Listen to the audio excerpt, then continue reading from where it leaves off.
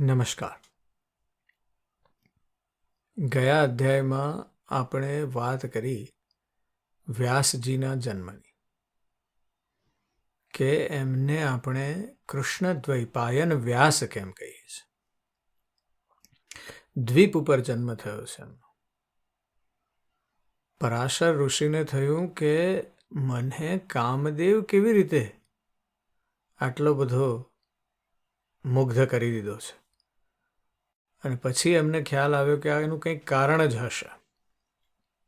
અને એટલે જે મત્સ્યગંધા હતી એને એમણે યોજન ગંધા બનાવી દીધી છે. એક યોજન સુધી એની સુગંધ પ્રસરે છે. સુંદર યુવતી છે, પણ હવે એની અંદર સુગંધ પણ છે, મત્સ્યની ગંધ નથી. બીજી તરફ મત્સ્યગંધાએ પૂછ્યું કે ઋષિ, મને એવું વરદાન આપો કે મારો પુત્ર તમારા જેવો બને, ખૂબ વિદ્વાન બને, તપસ્વી બને. અને ત્રીજું કીધું કે હું કુંવારિકા જ રહું. એણે વરદાન ખૂબ સમજીને માગ્યા છે, ખૂબ સમજ્યું છે. અને એ ઋષિએ એને વરદાન આપ્યા છે. એટલે દ્વીપ ઉપર જન્મ થયો છે, કોઈને ખબર પણ નથી, અંધારું ઘોર થઈ ગયું છે એ સમયે.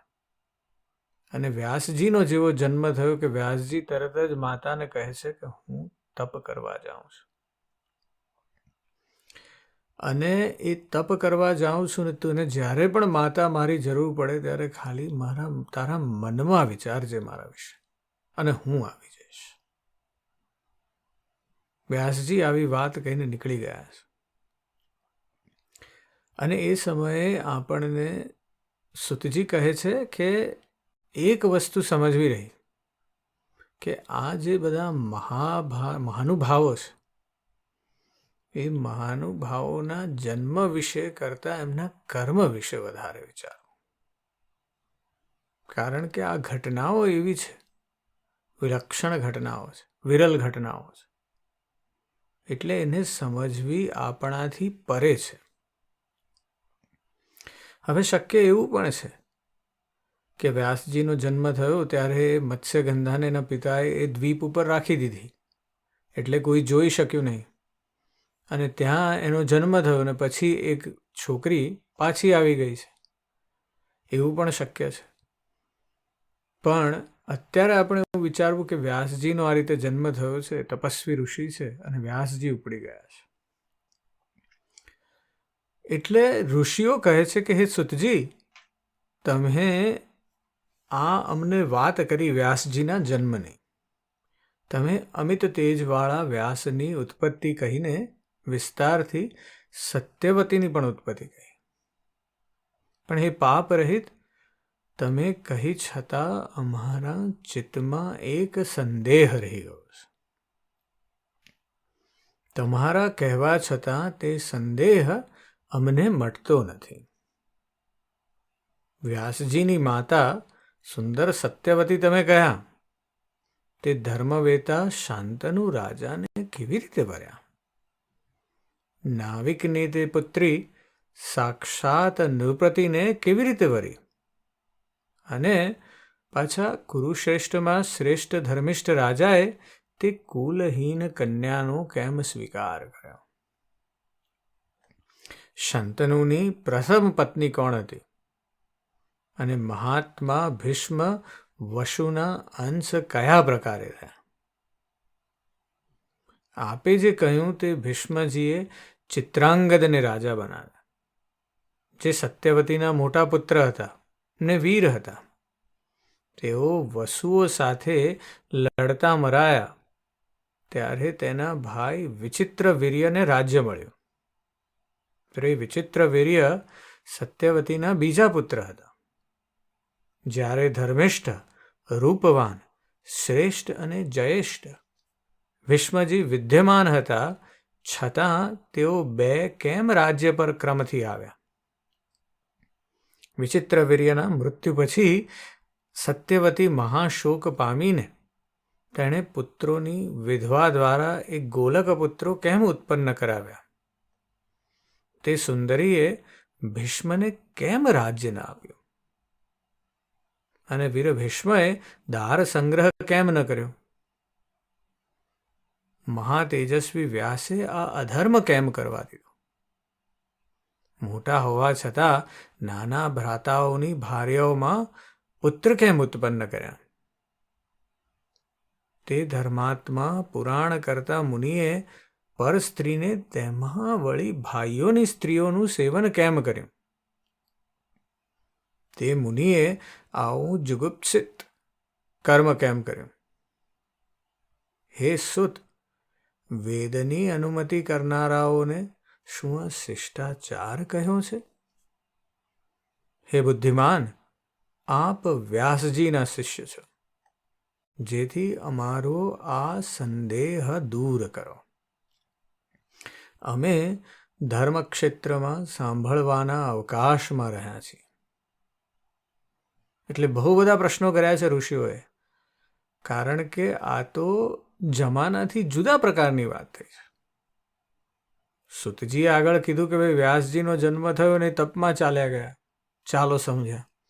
તમે એમ કહો છો કે સુતજી કે વ્યાસજીના જન્મની કથાની બહુ ધ્યાન ના આપશો, પણ એમના કર્મની કથાનું ધ્યાન આપો. ચલો એ પણ સમજ્યા. પણ હવે તમે મને આ સમજાવો, ઋષિઓ કહે છે કે ભીષ્મજી મોટા ભાઈ છે, છતાંય નાના ભાઈઓને ગાદી મળી. આ તરફ એ ભાઈઓનું મૃત્યુ થયું તો વ્યાસજી પોતે આવીને નાના ભ્રાતાઓની ભાર્યાઓમાં પુત્ર ઉત્પન્ન કર્યા છે. એટલે કહે છે કે આ બધું સાવ જમાનાથી ઊંધી વાત કેવી રીતે થાય છે?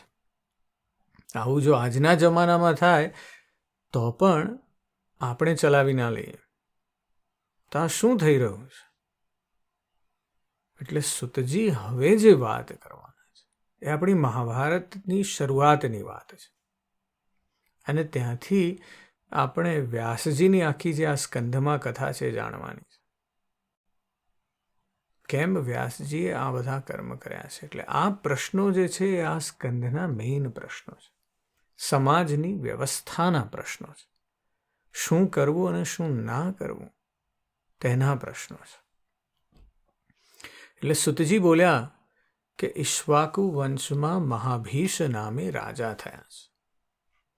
તે સત્યવાન, ધર્મશીલ, ચક્રવર્તી અને રાજાઓમાં ઉત્તમ હતા. સહસ્ત્ર અશ્વમેધથી તે શતવાજપેય યજ્ઞથી તે રાજાએ ઇન્દ્રને સંતુષ્ટ કર્યા અને જેથી તે મહામતી રાજા સ્વર્ગ પામ્યા.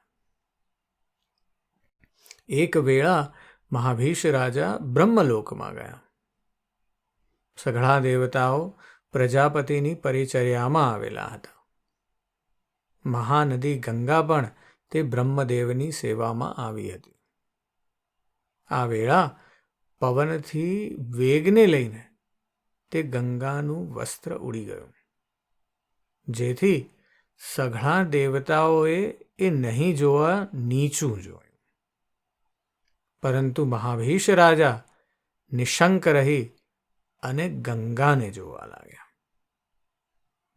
નદીમાં દેવતા રૂપ ગંગાજીએ રાજાને પ્રેમયુક્ત દેખીને પોતે પણ મોહિત થઈને જોવા લાગ્યા. આ પ્રકારે એ ઉભય કામ મોહિત થઈ નિર્લજ્જ થયા. બ્રહ્માજીની હાજરીમાં થઈ રહ્યું છે એટલે બ્રહ્માજીએ ક્રોધ કરી એ ઉભયને શ્રાપ આપી દીધો.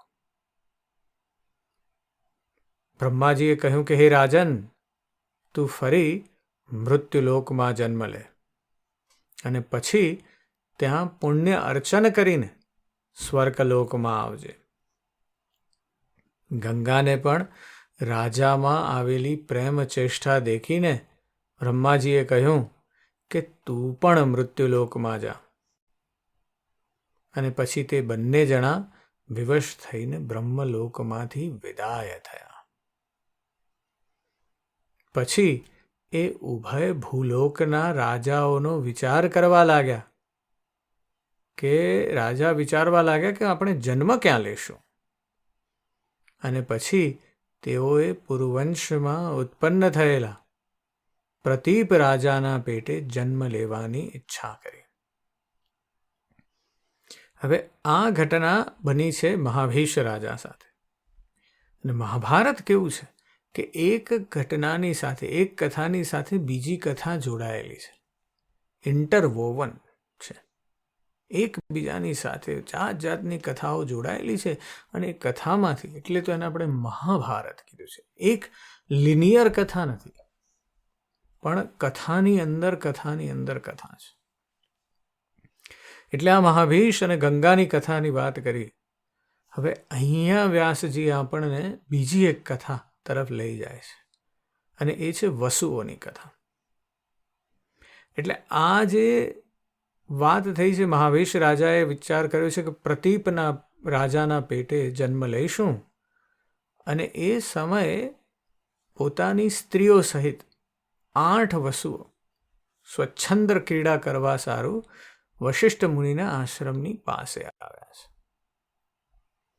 હવે આ 8 વસુ કોણ છે? ઘણી વખત આપણે આવી રીતે નામ લઈ લઈએ છીએ કે વસુ, આગળ શું?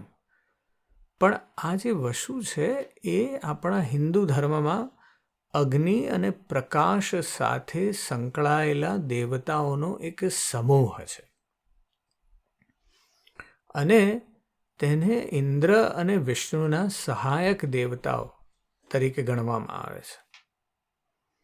એમની સંખ્યા જનરલી 8ની છે, એટલે એને અષ્ટવસુ તરીકે આપણે એને વર્ગીકૃત કરીએ છીએ. અને એમને રામાયણમાં કશ્યપ અને અદિતિના સંતાનો, અને મહાભારતમાં મનુ અને ધર્મના પુત્રો તથા દક્ષની એક પુત્રી તરીકે વર્ણવવામાં આવ્યા છે. અને વેદોમાં જે 33 દેવતાઓનું વર્ણન છે તેમાં 8 વસુઓનું પણ વર્ણન છે. એટલે એમાં નામ છે એમના પૃથ્વી, વરુણ, અગ્નિ, વાયુ, આદિત્ય, ધ્યૌ એટલે કે આકાશ, ચંદ્રમાસ અને નક્ષત્રાણી. એટલે જ્યારે આપણે ઘણી વખત પેલું શાંતિ પાઠ કરીએ ત્યારે આપણે કહીએ છીએ ઓમ ધ્યૌ શાંતિ, અંતરિક્ષ શાંતિ, પૃથ્વી શાંતિ. જે આપણે બોલીએ છીએ એ વસુઓની પણ પ્રાર્થના છે. રાપઃ શાંતિ, રોષધય શાંતિ, વનસ્પતય શાંતિ, વિશ્વે દેવાઃ શાંતિ, બ્રહ્મ શાંતિ, સર્વ શાંતિ, શાંતિરેવ શાંતિ, સા મા શાંતિરેહિ. ઓમ શાંતિ શાંતિ શાંતિ. એ જે શાંતિ પાઠ છે એમાં આપણે વાત કરીએ છીએ આકાશની શાંતિ, અંતરિક્ષ શાંતિ, પૃથ્વીની શાંતિ. એમ આપણે વસુઓના શાંતિની વાત કરીએ છીએ. એટલે આ જે વસુઓ છે તે 8 વસુઓ એ વખતે આવ્યા છે પૃથ્વી પર, અને વશિષ્ઠજીના આશ્રમની પાસે પહોંચ્યા છે. અને ત્યાં એ પોતપોતાની ક્રીડાઓ કરી રહ્યા છે એમની સ્ત્રીઓ સાથે. ત્યારે એ 8 વસુઓમાં પૃથુ આદિનો એક ઉત્તમ વસુ હતો. પૃથુ માને પૃથ્વી, અને ધ્યૌ એટલે કે અંતરિક્ષ, પ્રભાસ એનું નામ પાડ્યું છે મહાભારતમાં. એ ધ્યૌ એટલે કે આકાશ નામના તે વસુની સ્ત્રીએ મુનિની નંદિની નામની ગાય દીધી. અને ગાયને દેખી તે સ્ત્રી પોતાના પતિને પૂછવા લાગી કે આ ઉત્તમ ગાય કોની છે? એટલે ધ્યૌ પોતાની સ્ત્રીને કહેવા લાગ્યો કે હે સુંદરી, આ ગાય વશિષ્ઠજીની છે. તે ગાયનું દૂધ જે કોઈ સ્ત્રી કે પુરુષ પીવે તે 10,000 વર્ષની આયુષ્યવાળો તથા સદાય નવ યૌવનવાળા જ બને છે. અને આ સાંભળી પેલી પત્ની બોલી કે આ મનુષ્ય લોકમાં મારી એક સખી છે. તે ઉશિનર રાજર્ષિની પરમ સુંદર પુત્રી છે.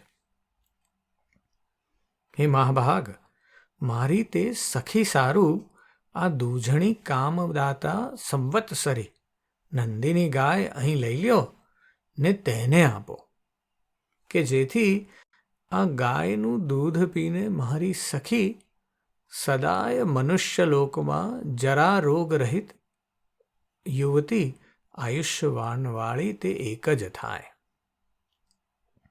એટલે ધ્યવની પત્નીને થયું છે કે હું મારી સખીનું કલ્યાણ કરું. એને થયું છે કે આ મુનિને આની ક્યાં જરૂર છે, એ તો રહ્યા છે વશિષ્ઠજી તો ત્યાં, એટલે એના કરતાં આવી મારી મિત્રને આપું. એટલે એમની અંદર પણ આ બધા ખોટા કામ કરવાની ઈચ્છા થઈ છે.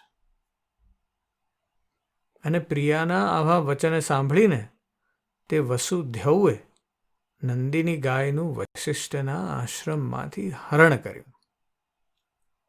અને તે પાપી વસુએ દાતા ઇન્દ્રિય નિગ્રહવાળા મુનિનો તિરસ્કાર કરી પૃથુ આદિના સહિત નંદિનીનું હરણ કર્યું. વશિષ્ઠજીને પૂછ્યું પણ નથી, હરણ કરી લીધું છે, છીનવી લીધી છે. નંદિનીનું હરણ થઈ ગયા પછી પરમ તેજસ્વી વશિષ્ઠ મુનિ પુષ્પમૂલાદિ લઈ અને સ્વાશ્રમમાં આવ્યા. વાછડા સહિત ગાયને મુનિ આશ્રમમાં ન દીઠી. ત્યારે તે તેજસ્વી મુનિ વનમાં અને ગુફાઓમાં ગાયને ગોતવા લાગ્યા. પરંતુ જ્યારે તે નંદિની ન જડી ત્યારે અતિશય કોપાવિષ્ટ થયા.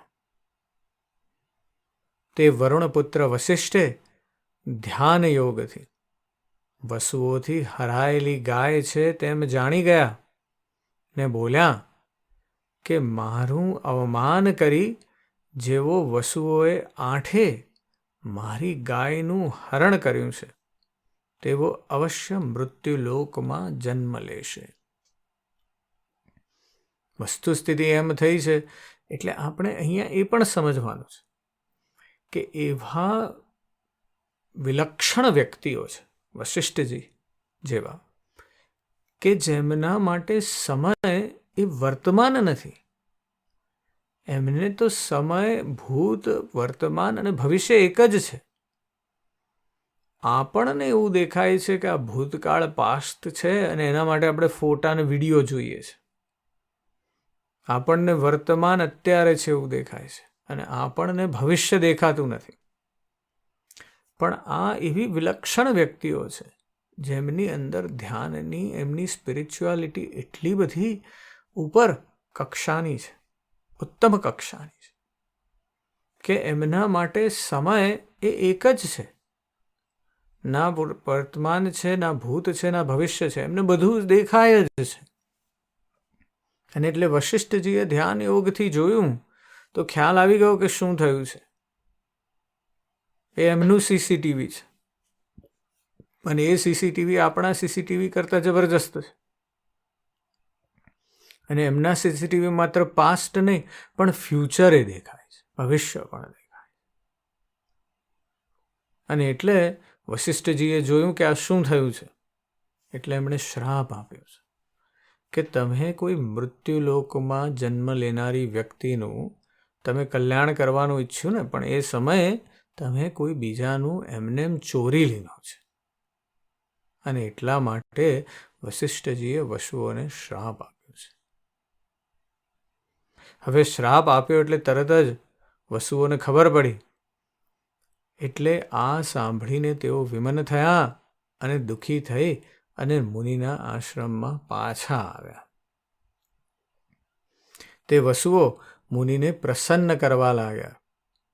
ત્યારે પાસે ઊભેલા શરણમાં આવેલા દીન વસુઓ પર દયા કરીને મુનિ બોલવા લાગ્યા કે અનુક્રમે એક જ વર્ષમાં તમે જન્મ લેશો અને એ જ વર્ષમાં તમે પ્રાણ ત્યાગ કરશો. પરંતુ જે ધ્યવ છે એણે મારી વાલી નંદિનીનું હરણ કર્યું છે. તે ધ્યવ બહુકાળ સુધી મૃત્યુલોકમાં નિવાસ કરશે. અને આ પ્રમાણે તે શાપિત થયેલા વસુઓને માર્ગમાં શાપિત થયેલી નદીઓમાં ઉત્તમ એવી ગંગા મળી. હવે અહીંયા આપણી પેલી બે કથા જે બની છે એ ભેગી થઈ રહી છે. આ તરફ પેલા રાજાએ નક્કી કરી લીધું છે કે હું આવી રીતે જન્મ લઈશ પૃથ્વી પર, પણ ગંગાજી પણ ને શાપ મળ્યો છે. એટલે ગંગાજી પણ ચાલી રહ્યા છે કે ક્યાં જવું ક્યાં જવું. અને એ સમયે વસુઓ એ ગંગાજીની પાસે પહોંચ્યા છે. તે ચિંતાતુર ગંગા પ્રતિ તે વસુઓ હાથ જોડીને બોલ્યા કે હે દેવી, અમૃત ભોજન કરનારા અમે દેવતા મનુષ્યના પેટમાં કેવી રીતે જન્મ લઈએ? આપ જ અમને પ્રગટ કરો. હે અનઘે, તમે શંતનુ રાજર્ષિના ભાર્યા થાવ. હે ગંગા, ઉત્પન્ન થયેલાઓને અમને સત્વર જળમાં નાખી દો. આ પ્રકારે અમે શ્રાપથી મુક્ત થશું. અને આ સાંભળીને ગંગાજીએ કહ્યું કે એમ જ થશે. અને એ પછી વસુઓ પોતપોતાના લોકમાં ચાલ્યા ગયા. ગંગા પણ ચિંતા કરતા ત્યાંથી ચાલી નીકળ્યા. હવે બ્રહ્માના શ્રાપથી મહાભીષ રાજા જે હતા તે પ્રતીપ રાજાના પુત્ર થયા અને તેમનું નામ પડ્યું શાંતનુ. તે રાજર્ષિ ધર્માત્મા સત્યસગર થયો. પ્રતીપ રાજાએ સૂર્યની સ્તુતિ કરી ત્યારે અતુલ તેજવાળા સૂર્યદેવ પ્રસન્ન થવાથી તે જલમાંથી સુવદની ગંગા પ્રગટી અને રાજાના ઉરુ ઉપર શાલની જેમ ચઢી બેઠી. એટલે પ્રતિપ રાજા ગંગા કિનારે બેઠા છે, સૂર્યની સ્તુતિ કરી રહ્યા છે અને સૂર્યદેવ પ્રસન્ન થયા છે. એટલે ગંગાજી એમના આસપાસ પ્રગટીને શાલની જેમ બેસી ગયા છે. ખોળામાં બેઠેલી તે ગંગાને રાજાએ કહ્યું કે હે વામોરુ, તું કોણ છે ને મારી અનુમતિ સિવાય મારી પર જ કેમ બેસી ગઈ છે? એટલે ગંગાજી કહે છે કે હે નૃપત સત્તમ, હું કામના નિમિત્તે આપની પાસે આવી છું. હે કુરુશ્રેષ્ઠ, તમે મારો સ્વીકાર કરો. રાજાએ તે યૌવનવતી ગંગાને ત્યારે કહ્યું, હું ક્યારે પણ સ્વેચ્છાથી પરસ્ત્રી સમીપે ગમન કરતો નથી. હે ભામિની, હે શુચિસ્મિતે, તું મારા જ ઉપર આલિંગન કરી બેઠી છું. તે તો સ્થાન સંતાન અથવા પુત્રવધુઓનું કહેવાય છે. હે કલ્યાણી, તું મારી પુત્રવધુ થા ને તારા પુણ્યથી અમને નિસ્સંદેહ પુત્ર થશે. એટલે આ તરફ પ્રતીપ રાજાએ ગંગાજીને કહી દીધું કે તું મારા પુત્રની પત્ની થા, કારણ કે તું જ્યાં બેઠી છું એ સ્થાન તો સંતાન કે પુત્રવધુનું છે.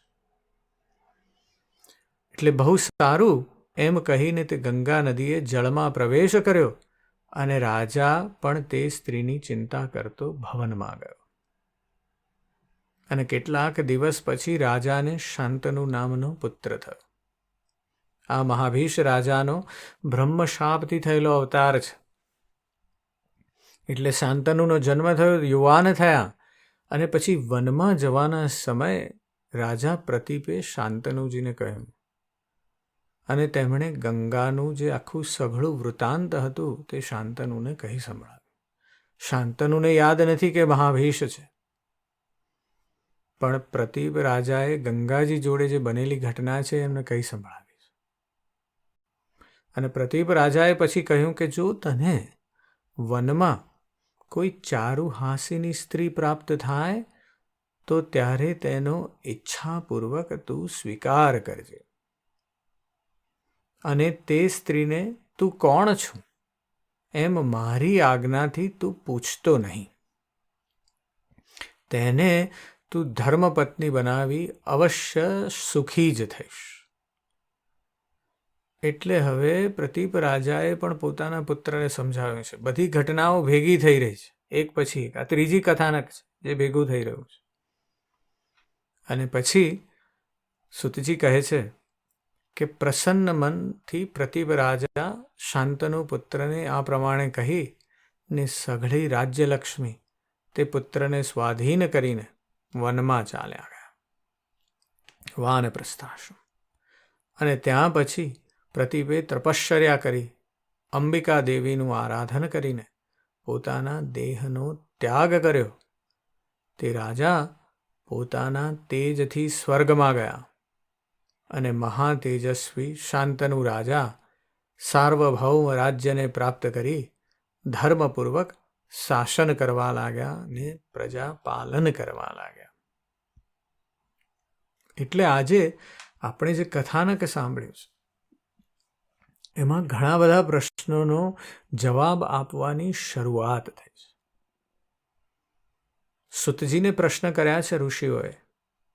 કહ્યું કે આ વ્યાસજીનો જન્મ તો તમે ચલો સમજાવી દીધો, પણ હવે વ્યાસજીએ જે પોતાના નાના ભાઈઓની પત્નીઓ સાથે પુત્ર ઉત્પન્ન કર્યા અને આ તરફ ભીષ્મ જે મોટા ભાઈ હતા છતાં પણ નાના ભાઈને ચિત્રાંગદ અને વિચિત્રવીર્યને રાજ્ય કરવા દીધું, એ સત્યવતીના 2 પુત્રોનું કેમ એવું કર્યું? અને બધી સમાજના જે નિયમો છે તેનાથી ઉલટી વાતો છે. એ ઉલટી વાતો કેમ થઈ છે? એટલે સુતજીએ આજથી એક કથાની પૂર્વ ભૂમિકા બાંધી છે. અને પૂર્વ ભૂમિકામાં પણ આપણે સાંભળ્યું કે તમે ગમે તેટલી મોટી વ્યક્તિ હો, પણ જો તમે કંઈ ખોટું કરો, મહાભીષ અને ગંગાએ બ્રહ્માજીની હાજરીમાં ત્યાં તો એ બ્રહ્માજીને પગે લાગવા માટે આવ્યા છે, પૂજન કરવા માટે આવ્યા છે અને ત્યાં કામેષ્ઠા કરી છે. આ તરફ વસુઓ છે, એ પણ ત્યાં ક્રીડા કરવા આવે છે, ક્રીડા કરીને જતા રહે ગંગાજીના કિનારેથી, પણ એની જગ્યાએ વશિષ્ઠજીની નંદીની ગાયને જોઈને એમને પણ કંઈક ખોટું કરવાની ઈચ્છા થઈ છે. એટલે સ્વર્ગમાં રહેલા પેલા રાજા ગમે તેટલી મોટી વ્યક્તિ હોય અને એ જ રીતે આ વસુઓ ગમે તેટલા મોટા હોય, પણ ખોટું કરશો તો એનો ભોગ ભોગવવો જ પડશે. અને વસુઓને 7 વસુઓને એટલા માટે ઓછી સજા આપી છે કારણ કે એ ભાગીદાર થયા હતા અને ધ્યવને લાંબી સજા આપી છે કે ભાઈ ભલે તું બીજાનું ભલું કરવા ગયો પણ તે ખોટું કામ તો આદર્યું જ છે. એવી વાત છે. આ તરફ ગંગાજી અને પ્રતીપ રાજાને પણ મળ્યા છે અને પ્રતીપ રાજા ખૂબ સમજુ છે, એટલે એમણે ગંગાજીને કહ્યું છે કે શાંતનુ જોડે તમારા લગ્ન થશે. અને એ ઘટના જે છે એ વસુઓના જન્મની જે વાત છે એ આપણે આવતા અધ્યાયમાં કરવી છે. આજે બસ આટલું જ. હું તમારી અંદર બેઠેલા તે પરમ તત્વને નમસ્કાર કરું છું.